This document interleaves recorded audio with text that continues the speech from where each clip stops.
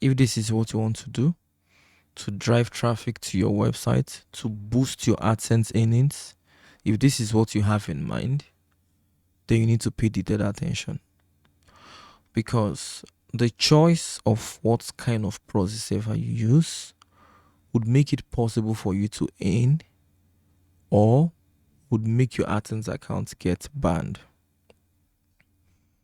I'm going to talk about each and every one of the proxy one by one. Let us start with residential proxy. Residential proxy is one of the most popular proxy server, basically because it is usually what lots of people would want to go for. Now, why do people like residential proxy? It is because the IP addresses you get on residential proxy are usually IP addresses from home internet. So most people don't really get to understand that the internet you get to use is different. Some people use internet that is being offered to just businesses. Some people use internet that is offered to homes, still businesses as well, but more of homes. So where does residential proxy lie in? Residential proxy works more with home and kind of a bit with businesses. So in a nutshell, the proxy servers or the IP addresses you get from residential proxy, whenever you buy a residential proxy, the IP address they give you is usually the IPs that people who use, modems in their home or businesses would use. This will not make sense to you. So I'm going to give you an example.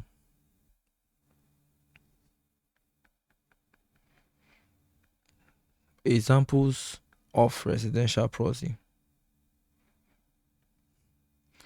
So let's talk about the examples of residential proxy. In Nigeria, for instance, example of residential proxy would be something like Spectronet. It would be something like SMI. It would be something like IPNX. It will be something like, there are lots of them. Let's go check them out. So I'm going to come here and I will type internet broadband Nigeria. Now, you see people like Spectranet, Swift, IPNX, even Starlink. I have Starlink over here. 1, 2, 3, 4, 5. These people are completely residential. Oh, sorry, you cannot see what I'm doing. Let me take it up. Can you see it now? 1, 2, 3, 4, 5, 6, even this one 7, even this one 8. So let me go back again. In Nigeria, you have things like Spectronet, SMI, things like Swift, Vodacom, Starlink. Now, all this network or internet, they are usually given to people who would want to set it up for their house or business. Like me, for instance, I use Starlink over here. Everybody in the house uses it. If you go to some businesses, they use Starlink, or they use Spectranet, or they use SMI. So when they use this kind of IP address, it's usually an IP address that is being given, or it's usually like an IP that is being given to, a modem. Like this, my Starlink now. Whenever I on my Starlink, I'll be given an IP from the Starlink network. This IP is basically for me to use, right? Me and everybody who connects to the Starlink. So because every single one of us in this house, let's say me, let's say my visitors at home, let's say my family relative, let's say all the TVs in the house, all the practically everything that uses a Wi-Fi, they all connect to my Starlink, right? And so this Starlink would be giving like an IP address. So this IP address is what everybody would use. So for people who don't really understand IP, they probably feel every device has an IP. No, you see this device over here. If it's connected to my Starlink, it would use my Starlink IP. You see this iPad over here. If this iPad is connected to my Starlink, it would use the Starlink IP. So now they are all using this IP address. Good. And this particular Starlink could be used for business, could be used for home, but practically it is in a category we call residential, because majorly people who are expected to use this are people who stay in residential places, right? So they have lots of things connected, and so this modem would usually power lots of devices. So back, residential proxy servers are usually being used, as modem. Now, when you want to get a residential proxy server, imagine it this way. Imagine somebody somewhere, let's say this person,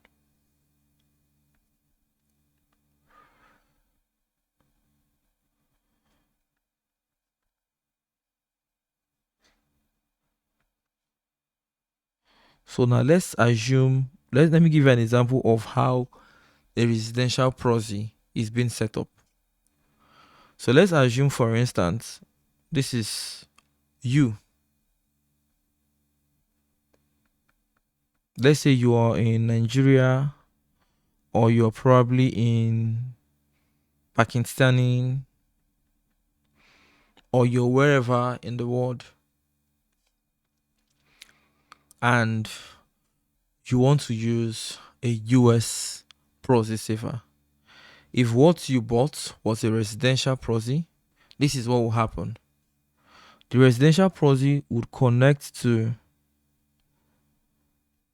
maybe depending on who provides it, because most of these proxy server companies, what they do is they will buy lots of Starlink, lots of SMI, lots of Spectronet. They will put all of them in a particular office. They will have lots of computers and open what we call a port, and give you like a port number, a username, a password. So you cannot connect to their computer and use that Starlink or use that SMI.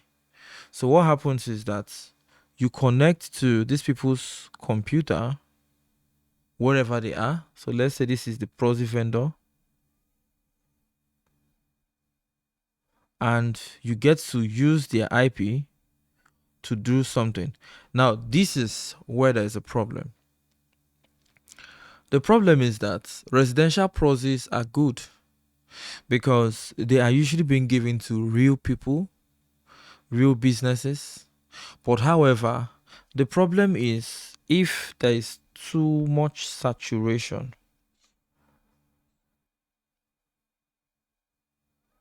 So what is too much saturation, or oversaturation, like when it's oversaturated? Now imagine that you and lots of people like you, different people all over the world, I mean over 20,000 of you or 2,000 of you, are all connected to one IP address, and all of you are practically trying to do something similar. Now, what happens is that you start getting some kind of restrictions. I don't know if you've seen something like this before. You must have seen something like this before when you use the internet. Something like this is telling you this network is blocked due to unaddressed abuse complaint about malicious behavior. This page, blah blah blah. You can see some other one like this. Our system has detected unusual traffic from your computer network. That means they're seeing lots of traffic from your computer network. Verify you're not a robot. You can see another one, and there are lots of them. Like you could go Google this out. Sometimes when you use a VPN, if you have used a VPN before, there's sometimes on the VPN you're going to see something like, oh, your IP address. We notice so many things about your IP address. Please verify you are not a robot. So why are they thinking you're a robot? Why is Google practically thinking you are not real? Why are they asking you verify you're not a robot? We notice so many traffic is coming in from your IP address. Why are they telling you all that? Now let me explain why they're telling you all that. You're seeing this unusual traffic. Why? Because when you connected to that single IP address, over 2,000 people also connected to it. But where there is a very big problem is that if these over 2,000 people are actually doing something very similar, it gives them a ban. So let me explain. Now, I have Starlink over here. I could have my kids, my spouse, my visitors, and lots of maybe my neighbors if I let them or whoever connect to my Starlink. Now, let's say I have a total of 20 people, or let's say 30 people rather, instead of 20, connected to my Starlink over here. And so this simply means I'm currently using the Starlink IP, right? I'm currently using the Starlink IP, which is the IP I got from the Starlink. Now, these people would be doing different things, right? What kind of different things? Now, they might be, watching a YouTube video. They might be on Netflix. Some might probably be on Instagram streaming one or two contents, practically normal things, right? Everybody's enjoying the connection, everybody's using the internet, right? Now, I would never have issues. If I open any website, it's going to open. However, if I start having like 3,000 people, now it's getting so saturated. And these 3,000 people in real time are practically doing something almost similar. And they're all doing it using that same IP address from Starlink. Now, what happens is there is too many requests coming here. So this Starlink IP, which is a single IP, would now probably be doing, let's assume, we're not talking, no, let's assume this is no longer my house, right? So let me clean this. Now, let's assume this is no longer about my house. Let's assume this is a proxy server vendor, right? So let's assume this is a proxy server vendor. So this proxy server vendor, just like I told you, they usually go by all this modem, right? Residential modem. They put all of them in a big house, in a complex, in an office. They have servers. They will open some ports, and they configure it in a way that you can go and create username and password from their dashboard, and use it to connect through those their servers and have access to an IP.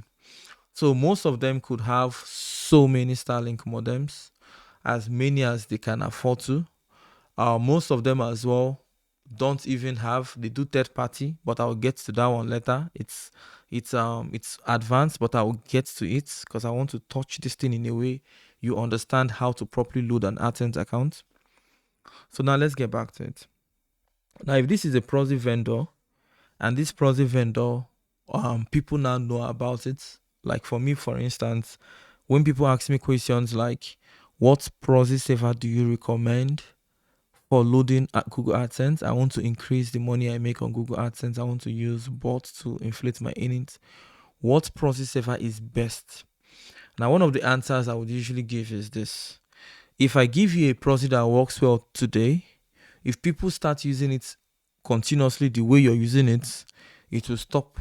Because I noticed that some of these vendors, which is these people who have these modems and they give you IP to use using their modem, most of them, as the business keeps making them more money, they don't go back to expand their network. They don't go back to buy more modems to expand it. They just keep enjoying the profit. When people pay, they just pocket the money, go on vacation and enjoy their life. To them, business is good.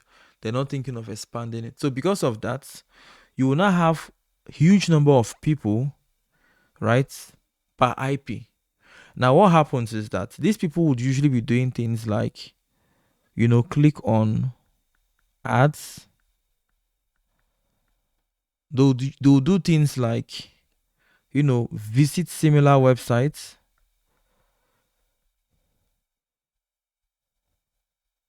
and spam, right? There's some people right now that their own work is to just go to a website and start spamming, start posting rubbish or go to social media and start spamming. Most of them, they do scraping. Scraping means they'll create a bot that will just go and be extracting information from a website or crawling for information. So most of them, they would use this proxy server to spam because they feel it's easy. For instance, if you want to spam, if you're always visiting a website to extract information, after a while, that website could block you because each time you come there, you just open the website, you extract things with Puppeteer, you take the data and you leave. Now, some websites, if they notice you keep coming back continuously, one IP address, you come in, you don't do much, you just scrape data and you go, they could block your IP. So what people now do is that they use a proxy saver to now scrape. So when you come in with a proxy saver, you extract the information you want, you come again with another proxy saver or IP. So that way, the website you're scraping would actually think it's lots of people coming in, even if it's just one bot coming in with different IP, but they're not able to know because the IP has been changing. So most people do things like spam. Most people click on ads. Most people visit, similar websites, and they visit all these websites at once. So imagine some website that has, intrusion, like some website that kind of tries to protect against the docs. They now see like 200 people coming to that website with the same IP address. So most of these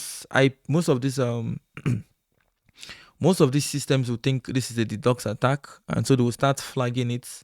Then we have Cloudflare technology, which is a system to help mediate against the DDoS. I don't know if I'm actually going advanced, but what I'm actually just trying to say is that so many people, they are clicking on advertisements, they are visiting similar websites, they're spamming, they are trying to, do so many things that will not get them reported for fraud. So what is fraud?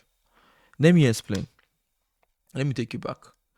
So there is a network that protects businesses from bad IP address. So it's just like, imagine you can report somebody to a ledger. Let's assume right now there is a very big ledger. So let's say this ledger is, I think I'm using big word. Let me use the word a very big list, right? So let's say there is a very big list. This list is called bad IP.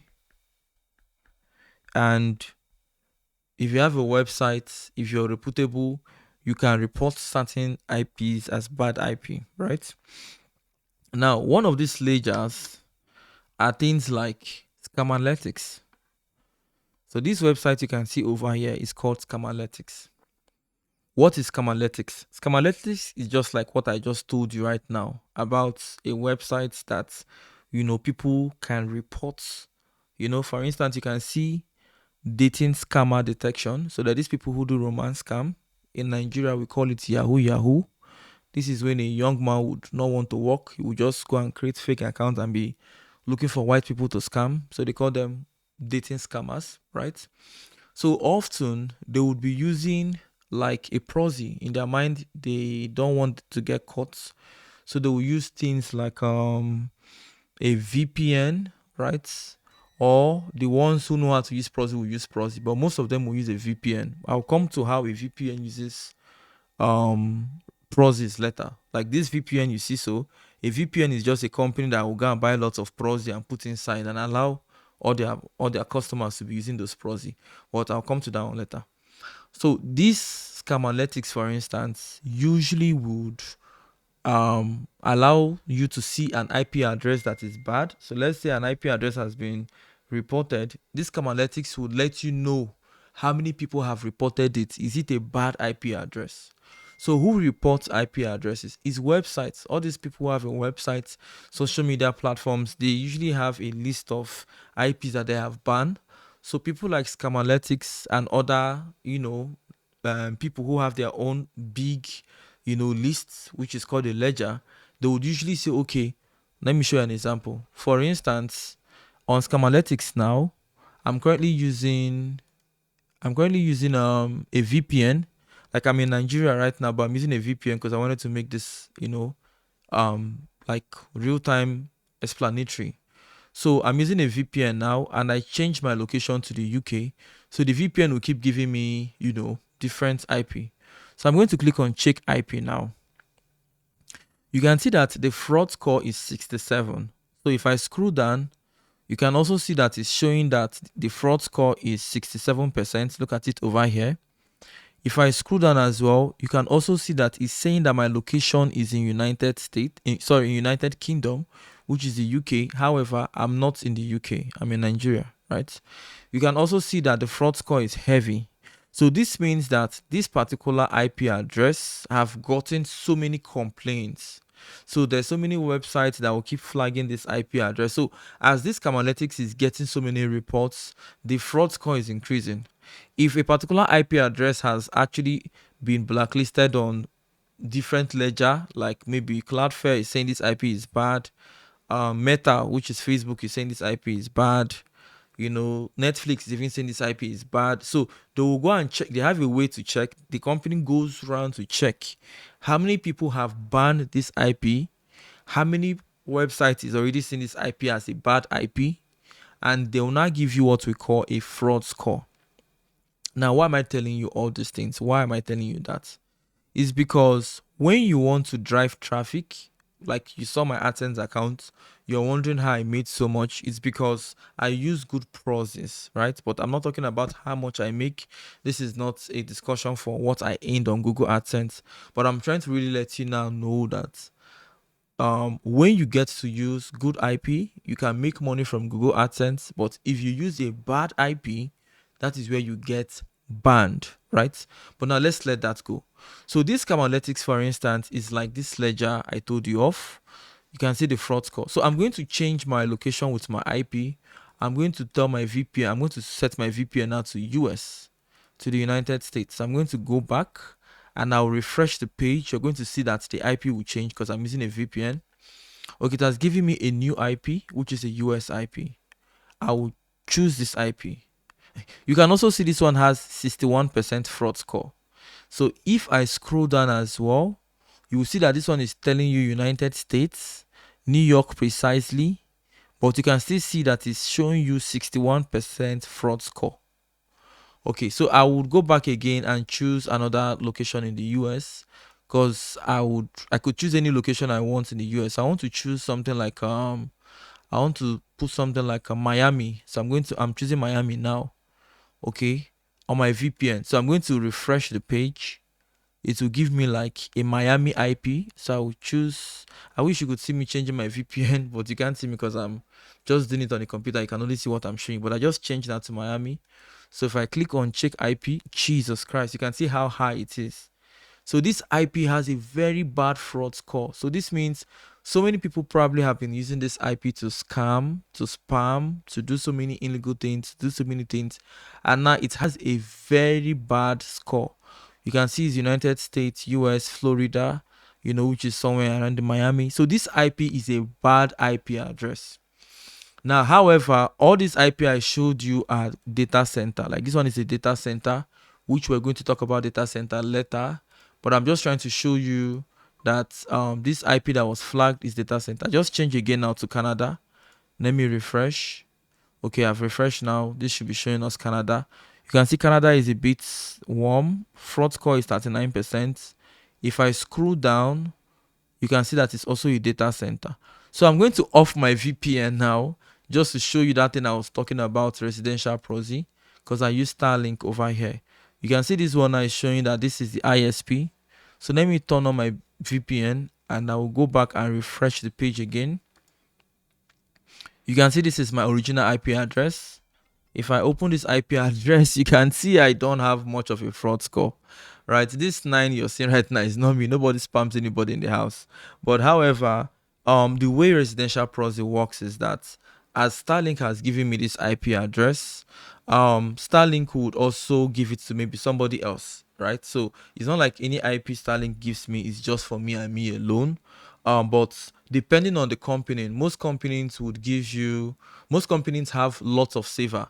So if they give you a particular IP, they would have another one to give to somebody else, and they have so much saver, so much IPs to go around, right?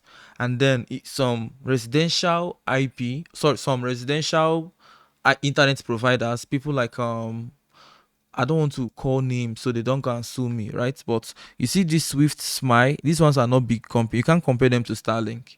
You can't compare this guy, this guy, this guy, and this guy to Starlink. So let's say if Starlink has 20,000 saver, which is 20,000 IP, or 2 million IP, which means 2 million computers, Starlink can give me a particular IP and give that IP to maybe 40 other people, and they won't give to more than 40 people, right? Because they have so many IP to go around. Why these other guys right here, I'm not saying that is what they do, but they might have less than 20,000 IP, and they will give it to, in fact, they might be doing it in such a way where 200 people are using one IP. Now, plenty people using a particular IP is not a problem. The problem is sometimes when those people start using it to spam, they will start reporting those IP. That is where that IP will now be blacklisted. It will start having a fraud score. It will start telling you that you should verify you're not a robot, that the kind of traffic that has been coming from here is questionable.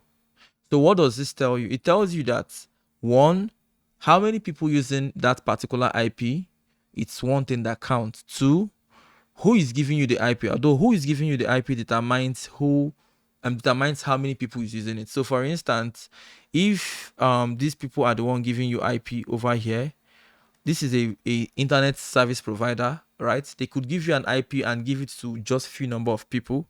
And if it's not too cheap where people are abusing it, like a cheap internet service provider, the one that is too cheap might have so many people using them, and if they don't have a lot of saver, it means few people will be using them. If those people are questionable people who do fraud or scam or spam, lots of reports will be coming in for those limited IP. So you, an innocent soul that happen to go and use it, will not be told that, I mean, your IP address is actually having a very high fraud score. Okay, I hope I'm not actually going to away from what I'm saying. I was practically just trying to tell you that there is a ledger that marks bad IP, and Scamalytics was like one of them.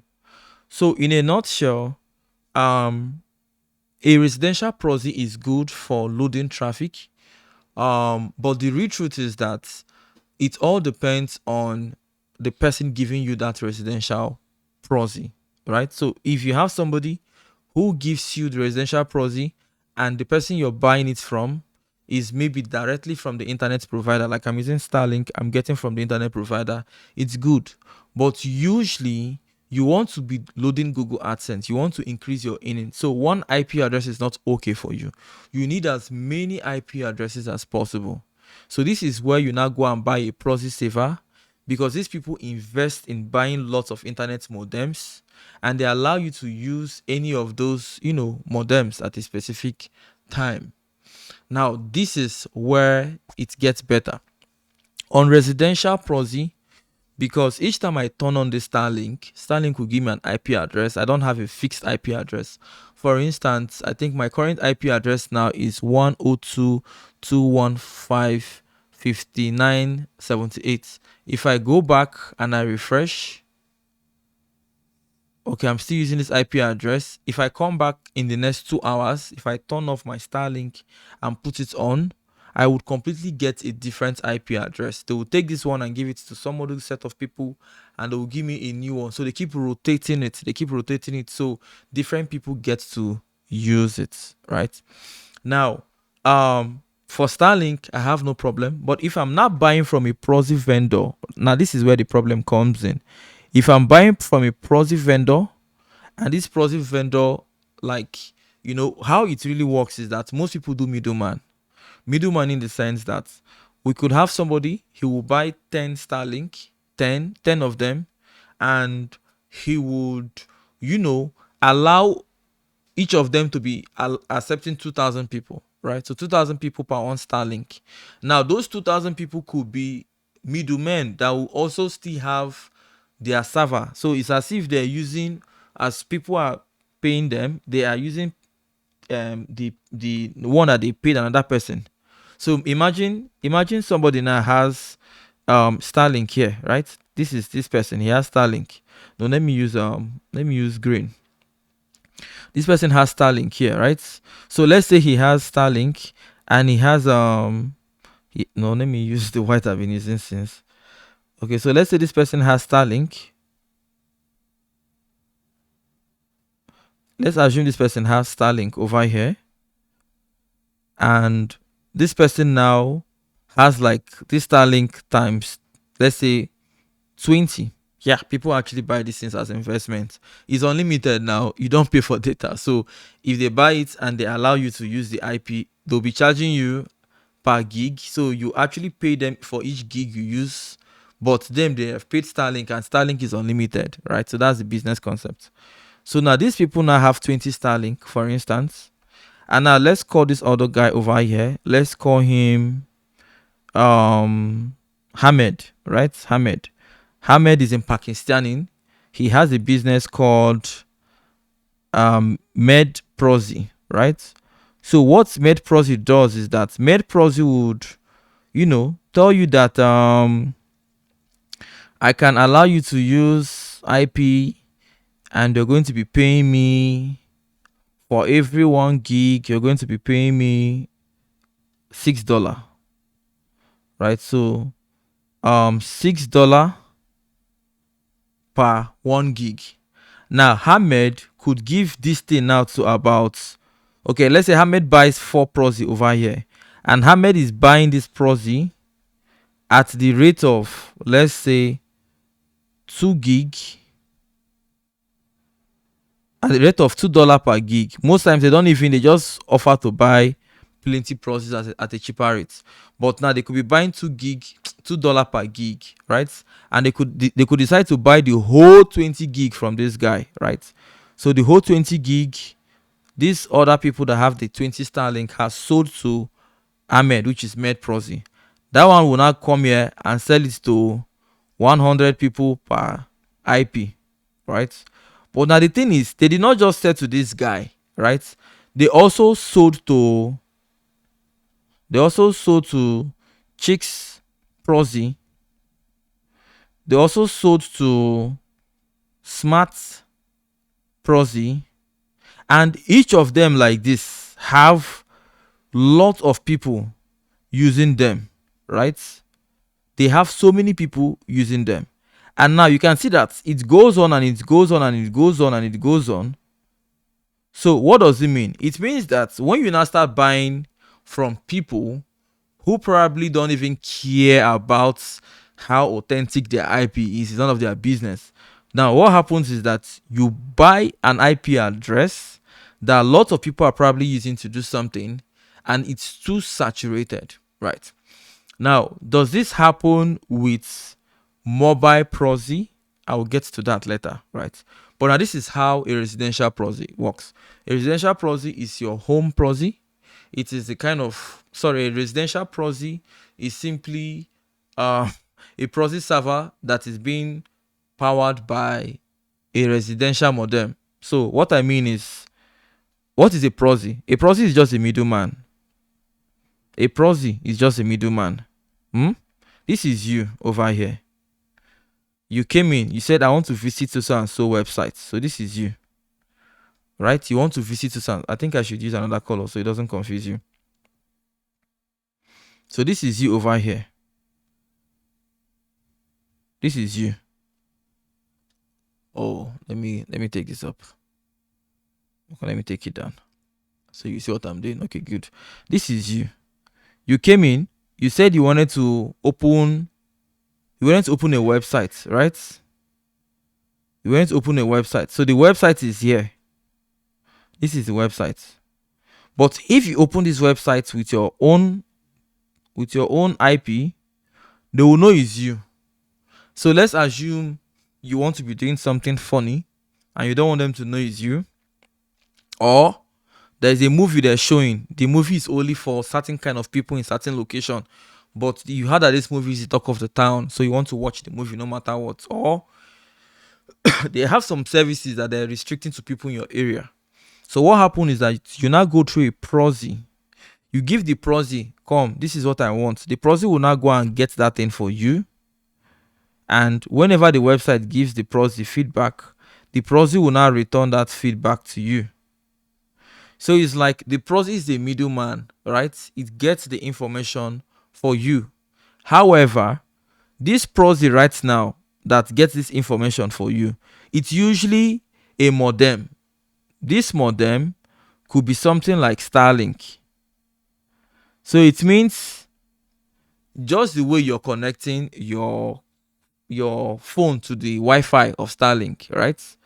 Imagine that instead of just on your Wi-Fi, you'll be given something called a username, a password, and a port, right? And with all these details, you can now connect to a Starlink that is somewhere in one part of the world you don't know of. So that is what the Starlink proxy is, or what the resident. So basically, you're connecting to another modem, right? But since the modem is not by Wi-Fi, you're not connecting it to you're not connecting through Wi-Fi. The person you're not connecting it to Wi-Fi, you're not connecting it through internet. It's somewhere in one part of the world that you're not close to, right? So instead, you're using what we call username, a password, and a port. Hence, is a proxy. So a proxy is just a middleman that you can use to open a website, that you get to connect to that middleman using a proxy, using a username, a password, and blah blah blah. You get the point. Now back to what we're saying. So when it's now residential, what it simply means is that you would be connecting to the internet using a residential modem somewhere. Good. Now let's talk about the second one. So to do that, I'm going to delete everything I've done. I don't know how to increase the level of deleting because I want to delete all these ones I've done before. Or let me just start again from beginning. Okay, so we already talked about residential proxy. I already talked about this one, so I'm not going to talk about it again. So I'm going to cancel it, and we're going to move straight to talk about the second one, which is data center. Now, what is a data center proxy? Actually, you already know what a proxy is. So the question now is, what is actually the data center? What powers it?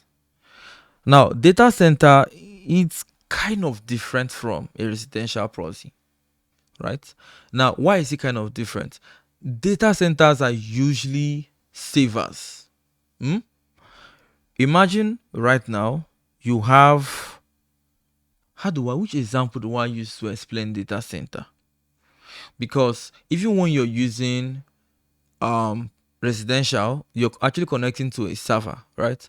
But data center, I'm thinking of an example I would use for it.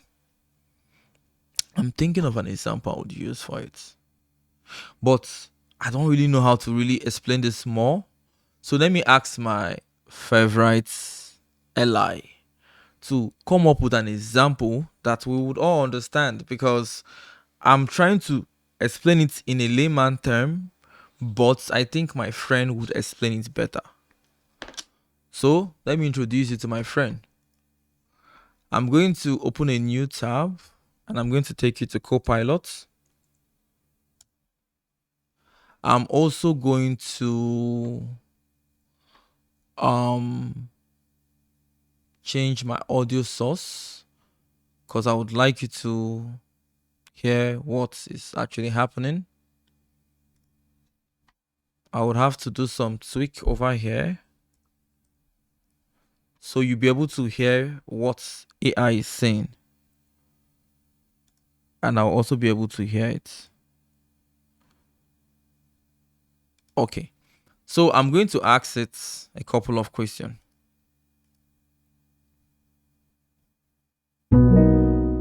Hey, good evening. I'm your AI companion here to chat or help out. What's your name? Hi, let's just get straight to the point. I want to really understand data center proxy. What is the difference between a data center proxy and a residential proxy?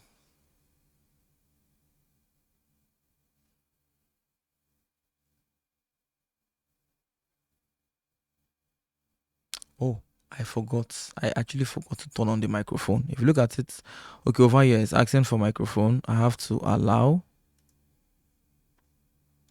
and I have to actually talk again. I did not on the microphone, so let me use it again.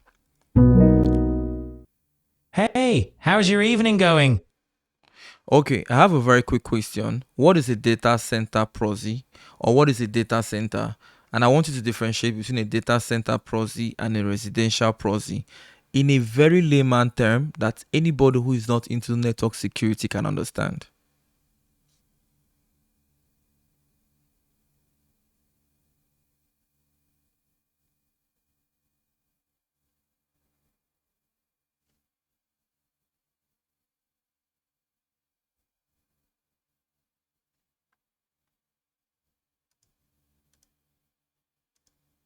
All right, imagine a data center as a huge library of computers that store and manage information for businesses online.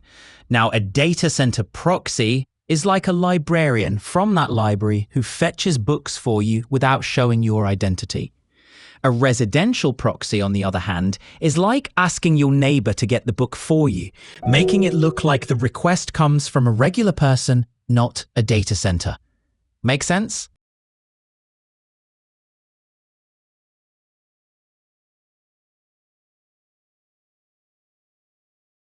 I would want you to make it easier for anyone who is not too familiar with network. So just explain it again in a more layman understanding, or in more layman terms.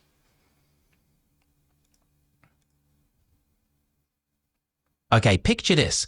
A data center is a massive warehouse filled with computers that do things on the internet for businesses. A data center proxy is like a worker in that warehouse who goes out and grabs stuff for you online. A residential proxy, though, is like asking your friend to do it from their home. So it seems like it's just a regular person browsing, not a big warehouse. Clear? Okay. I don't know if it's actually explained any better because this was exactly what I wanted to say, but I was looking for a way to say it better. My fear was confusing you all about the savers in the sense that every single one of them works this way. Somebody creates a server, gives you a username, a password, and creates a port. Now, you on the other end, oh, sorry, you're not seeing my iPad. Okay, this is it. So, you on the other end, you connect to the internet using these credentials they gave you, and then you get to use the IP address that this credentials is referring to. Now, whether it is residential or data center, they all go through this server. However, a residential proxy would use modems that people practically use at home, while a data center would use, you know, still internet modems, but this time around, these are modems that are specifically for businesses. What is the difference? The difference is that a data center gives you like a static IP. So whenever you hear a data center, the first thing that should come into your mind is static IP. What do I mean by static IP? When you use data center, they would give you like an IP address, just an IP address you can use to connect to that particular computer. Now, when you connect to that particular computer, this computer would be the one to get those informations for you. Now, in the past, we used to talk about connecting to Starlink or connecting to a modem. But when it comes to a data center, you're connecting to a modem that is only having one IP. So, for instance, in the past, I said if I turn on my um, Starlink, that the IP could change. So, if I refresh now, okay, my IP address is still the way it is on Starlink. But if I should shut down the Starlink and turn it on again, I'm likely going to be getting a different IP. However, it is because I use a residential. Starlink would give me a particular IP and then take it to give someone else later. On a data center, the IP address is fixed. It means each time I come back tomorrow, I will consistently have that same IP address. So one of the questions you would ask yourself is, what IP address do I use? It's too different. It's two type. Whenever I feel like loading a YouTube channel, by loading, I mean if I want to get a YouTube channel monetized. Now, all I simply do is to get good data centers, lots of them, use them to stream videos, and just let it be. But I use them with cookies because if you use a data center without cookie, majority of what you do would be deducted. But now the only reason what I do with data center doesn't get bad is because I have cookies. I wouldn't want to bore you. That cookies discussion is different. But what I'm trying to say is this. When you use residential IP, it rotates. The same IP that it gives to you, after a while, it is being given to someone else. And now, because lots of people keep using this IP address, it's making it look more legitimate in a way, as residential IPs are being known as IPs that people use. They don't really mark those IP addresses too much because they suggest or they understand that this IP address is coming in from different people using the network at different modem, at different household, at different businesses. However, when it's a data center, the data center is usually being marked. If a data center abuses anything, specifically, that data center will be blacklisted. If you got to notice, when we went to this Camolytics, like right now, it's using my Nigerian IP, which is the IP from my Starlink, as you can see over here. But if I scroll down, you can see where it says data center, it says unknown. So why does it say unknown? It's because it doesn't sense that this is a data center.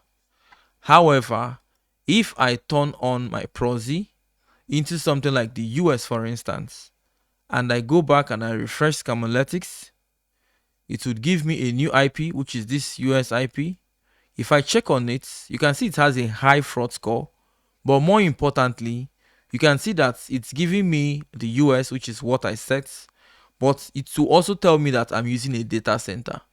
It is because each time you use the internet, your internet IP address used to often provide information such as data center if it is a data center or residential if it is residential. Now, most companies like Google AdSense find it very difficult to believe you're real if you're using a data center. However, because of people like VPN companies whom would give you the same IP that they've given to lots of other people, and most of the time, a huge number of these people will be using it to stream movies like normal human beings on cookie, do normal things, then in as much as the data center should be blacklisted, just because there are some legitimate users who have cookies in that IP. That means if I on NordVPN on my phone, I'm logged into Google. Google knows me. I have cookies on my phone. I do so many things on my phone. So it's marking it as legitimate, as if maybe this is coming in from a particular organization. But then some people in this organization are legit because they have cookies. We know them. They've been here for years. But it seems they're just connected to that organization IP at the moment. So this is simply why I can use my phone with NordVPN, and then I can still open the internet and do certain things. However, if people keep abusing the IP, just like you can see the one I got from NordVPN is showing me high risk. As time goes on, the IP fraud score would increase. When it increases so much, this is when I'll start saying that, come, this data center or this IP you're using is currently being abused. So this is what I want you to take home. If you're currently using a residential, you have a better chance of loading your Google AdSense. This is simply because the same IP they gave you, they're giving it to other household and other people. And these people they're all giving it to, they're all practically using it for streaming normal day things, even if they would use it for something bad. Because it's household, it doesn't really, like, it's not that much, right? However, if you buy this from a vendor who happens to have this IP and they're renting it out, or this Starlink or modem, and they're renting this residential modem to so many people, they could over abuse the IP addresses. But what really happens is this: Starlink, like every other company, like SpectraNet, they are all victims, because most times people will buy this IP and they'll look for a way to allow 2,000 people use it, thereby making that particular IP blacklisted.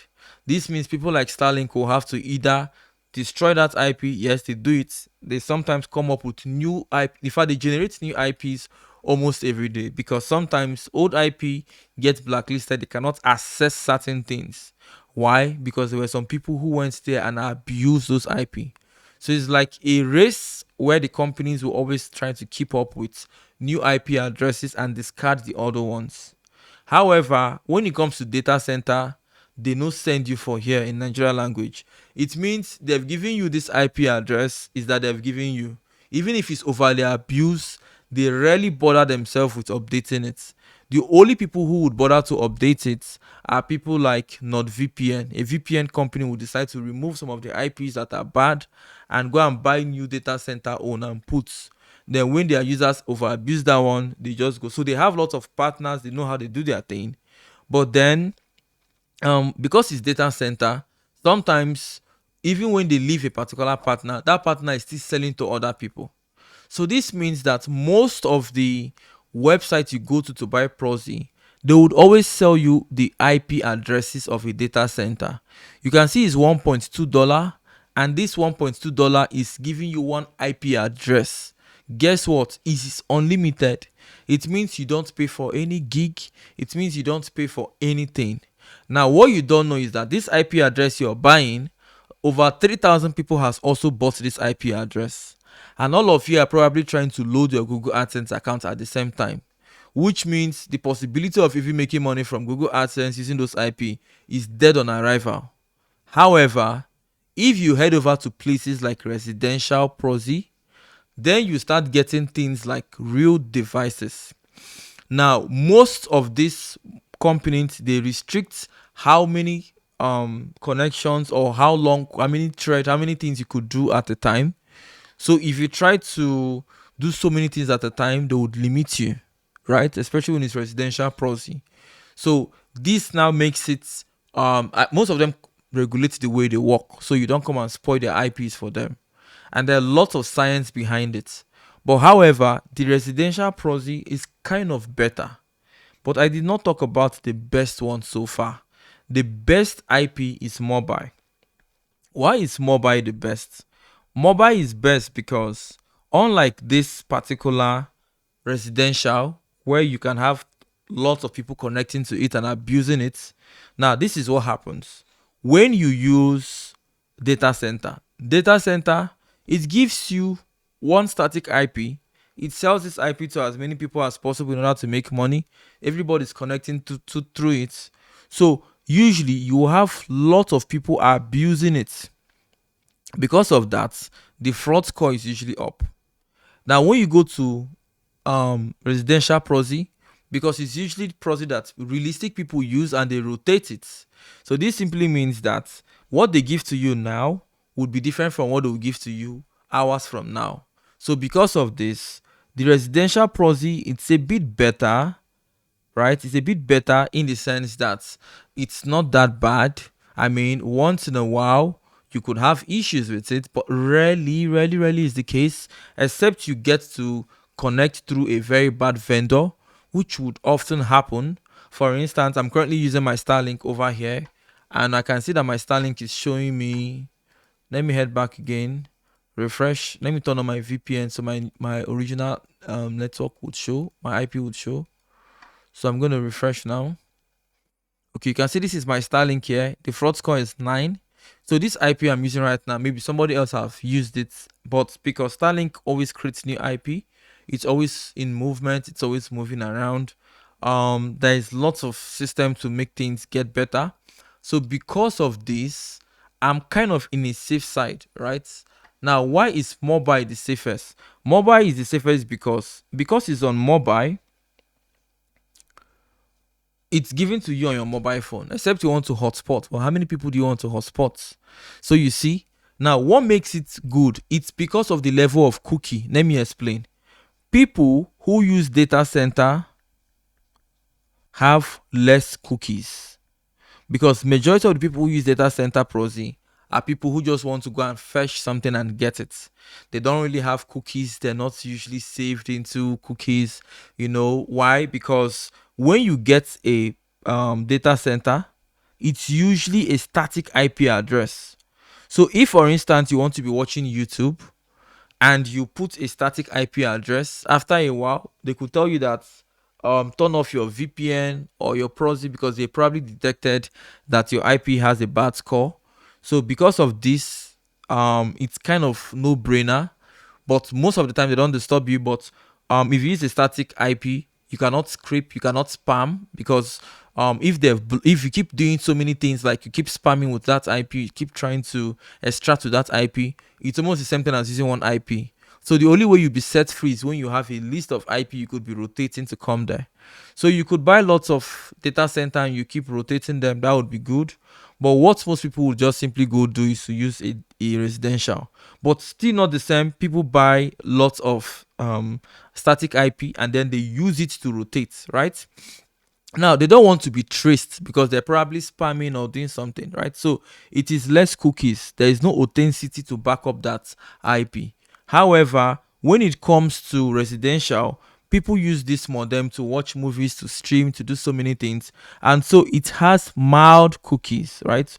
So people use it well. But then when it now comes to phone, it has heavy cookie, because virtually everybody on mobile phone usually is already logged into Google, is usually logged into whatever. So because they use the IP address given to them by their cell provider, there is a very high possibility that each time Google sees anything coming from that particular IP, it's usually somebody's phone, because they're connected to their phone, and the phone came in with, and the phone is the one giving them the network. So this is why when you try to buy an IP, you will notice that the IP addresses from mobile phone will be more expensive because it has more users who have cookies. The one coming in from residential, it's still expensive because it has people who really use it with cookies. But the one coming in from data center is so cheap, there is no data. It's actually just a data center that can accommodate as many people as possible. Therefore, a lot of people are using it. This is a 1 hour video. I hope you learned everything about how to load your Google Adsense account and the best proxy to pick. Till next time, this is Dan Okek, and hope this tutorial was more than explanatory enough to get you into the fundamentals of proxy. Till next time, hit the subscribe button.